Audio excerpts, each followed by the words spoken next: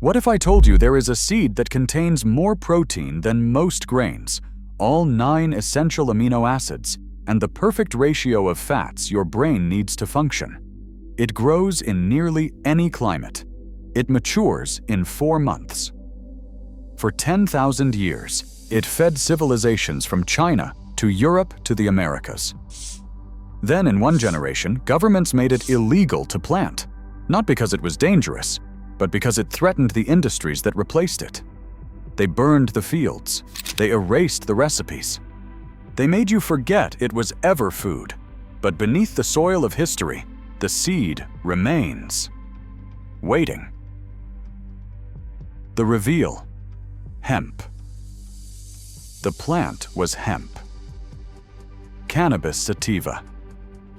Not the psychoactive variety bred for its flowers, but the agricultural workhorse cultivated for seed, oil, and fiber. The two share a species name, but their purposes could not be more different. One was grown for its mind-altering resin. The other was grown for survival. For thousands of years, hempseed porridge fed peasants across China, Europe, Russia, and India. Farmers did not grow it for ceremony or recreation. They grew it because it kept their families alive. Hempseed was ground into flour for bread. It was pressed into oil for cooking. It was roasted and eaten whole during the coldest months when livestock could not be spared for slaughter. In some regions, it was the only reliable source of protein the poor could access, and the fiber that came from the same plant built the infrastructure of nations: rope for rigging, sails for fleets, canvas for tents and uniforms, paper for documents and currency. This was not a niche supplement rediscovered by modern wellness culture. This was civilization itself, woven and fed by a single species, until the day it vanished. A crop with endless uses. No other crop in human history served as many purposes from a single harvest. The stalk produced fiber stronger than cotton and more durable than wood pulp. The leaves returned nitrogen to exhausted soil. The seeds provided dense nutrition for humans and livestock alike. The oil burned clean in lamps and preserved wood from rot. From one planting, a farmer could clothe his family, feed his animals, light his home, and trade the surplus for goods he could not produce himself. Navies depended on hemp rope because it resisted saltwater rot better than any alternative. A single warship required over 60 tons of hemp rigging and sail. The British Empire mandated hemp cultivation in its colonies. Colonial America passed laws requiring farmers to grow it. Refusal meant fines. The crop was too important to leave to chance. And when it came to waste, there was almost none. The seeds fed families. The stalks built materials. The roots conditioned the land for the next season. A complete agricultural system wrapped in a single species. That efficiency is exactly what made it dangerous to the industries that came later. The seed that acted like meat. Forget everything modern marketing has told you about superfoods. Hempseed was doing the work long before the term existed. 100 grams of shelled hemp seed contains roughly 25 grams of complete protein. Complete means it provides all 9 essential amino acids your body cannot produce on its own. Most plant proteins lack one or more of these building blocks. Hemp lacks nothing. The fat content is equally extraordinary. Hempseed delivers omega-3 and omega-6 fatty acids in a ratio of approximately 1:3. Nutritionists call this the ideal balance for reducing inflammation and supporting brain function. Beyond that, the seed is dense with magnesium, zinc, phosphorus, iron, and vitamin E. In ancient kitchens, families roasted hemp seed over open fires. They ground it into coarse flour and stirred it into porridge. They pressed the oil and drizzled it over bread. This was peasant food, made from what the land freely provided. No livestock needed, no pasture required, no slaughter. A seed that delivered what meat promised, growing quietly in the same fields that fed the grain. It was too efficient to last.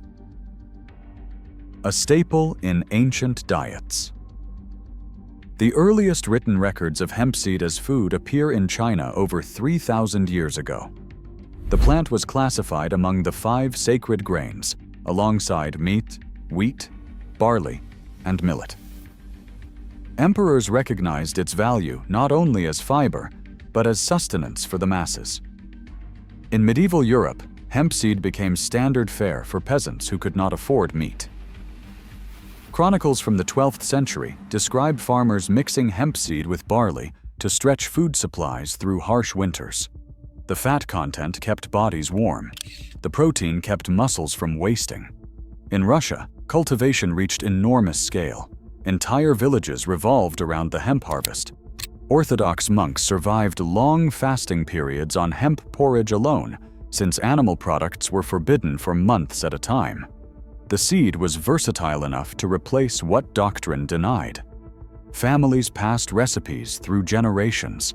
Mothers taught daughters how to roast the seeds until they cracked, how to press them for oil that would not spoil, how to grind them fine enough for bread. This was not exotic cuisine. It was how millions of people stayed alive, until someone decided they should forget. The unexpected fall. For millennia, hemp stood at the center of global agriculture, and then, in the span of a single generation, it vanished. Fields that once stretched across Europe, Russia, and the American plains shrank to nothing. A crop that had fed civilizations, clothed armies, and powered navies disappeared from the landscape as if it had never existed. The fall was not gradual, it was engineered. By the early 1900s, new industries were rising. Synthetic fibers promised cheaper production. Timber companies saw hemp paper as a threat to forest profits. Cotton plantation owners feared competition from a crop that required no pesticides and grew faster than their fields could match. And petroleum was rewriting the rules of fuel and plastics. Hemp stood in the way of all of them. It was too versatile, too efficient, too free. It did not require patents or complex supply chains. Any farmer could grow it. Any household could use it. That independence became a liability. The crop that built empires was about to be buried. Not by nature, by law. The turning point came in 1937. The United States Congress passed the Marijuana Tax Act, a law designed to regulate and restrict cannabis. But the legislation did not distinguish between the psychoactive plant and the agricultural one. Hemp, despite containing negligible amounts of the compound that causes intoxication, was swept into the same legal framework. Farmers who had grown it for generations found themselves facing fines, fees, and eventually outright prohibition. The propaganda that preceded the law was deliberate. Newspapers owned by timber interests published lurid stories linking cannabis to violence and madness. They used the Spanish word marijuana to obscure the connection to the familiar hemp plant already growing in American fields. Few lawmakers understood they were banning a food and fiber crop alongside a drug. Some historians argue that was the point. Within a decade, hemp cultivation collapsed. Fields were abandoned. Seed stocks vanished. A global staple became contraband. Other nations followed with similar restrictions, pressured by treaties and trade agreements. The crop that once powered empires was now illegal to plant. A law written in one country rewrote 10,000 years of agricultural history. Knowledge almost lost. When the laws took effect, the erasure was swift. Farmers who had grown hemp for generations stopped planting overnight. They burned remaining seed stocks or buried them to avoid prosecution. Agricultural manuals that once dedicated chapters to hemp cultivation were revised or discarded. Within 20 years, children grew up not knowing the plant had ever been food. The knowledge that survived did so only in fragments. Elderly villagers in Eastern Europe remembered hempseed porridge, but no longer cooked it. Families in rural China passed down folk memories of a seed that once stretched winter rations. In Russia, state-mandated monocultures replaced diverse crops, and hemp faded from common practice. The cultural memory of 10,000 years compressed into a single generation of silence. Recipes vanished. Techniques for pressing oil disappeared. The simple knowledge that a seed could provide complete protein without livestock slipped from public consciousness. What remained was a vague suspicion that the plant was dangerous, a confusion between the fiber crop and its psychoactive cousin. The world forgot what had fed it. And forgetting, once it takes hold, can last for generations. The quiet return. In the final decades of the 20th century, something shifted. Researchers began revisiting the nutritional profile of hempseed. Athletes discovered that hemp protein powder offered a plant-based alternative to whey without the digestive issues dairy caused. Nutritionists noted the ideal fatty acid ratio, the complete amino acid profile, the dense mineral content.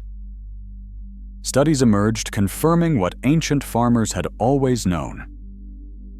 In 2018, the United States passed the Farm Bill, which removed hemp containing less than 0.3% THC from the controlled substances list. Cultivation became legal again under federal regulation. Other countries followed, cautiously loosening restrictions that had stood for nearly a century. Today, hemp milk sits on supermarket shelves beside oat and almond. Small farms across North America and Europe are reviving cultivation practices abandoned generations ago. The knowledge is incomplete. The seed stocks are limited. The infrastructure that once processed millions of tons per year no longer exists. But the return has begun. Slowly, the plant that fed civilizations is finding its way back into the soil and onto the table. A future lost, a future returning. Hemp did not disappear because it failed. It disappeared because it succeeded too completely. A single crop that could feed, clothe, shelter, and fuel a household without requiring patents, pesticides, or petroleum was incompatible with the industries rising to dominance in the 20th century. So they banned it. They confused it with its psychoactive relative. They taught a generation that the plant was dangerous when the only danger it posed was to profit margins. The erasure was nearly total. But seeds survive. They wait in the soil, in forgotten jars, in the memory of grandparents who remember a different world. Now the plant grows again, cautiously, under regulations written by the same institutions that once outlawed it. The question is not whether hemp can feed the future. It already fed the past. The question is whether we can remember what was taken and why. 10,000 years of cultivation. 1 century of prohibition. The seed is still here. It never stopped offering what it always offered. Protein, fat, fiber, and freedom. All it asks is that we stop pretending it was ever the enemy.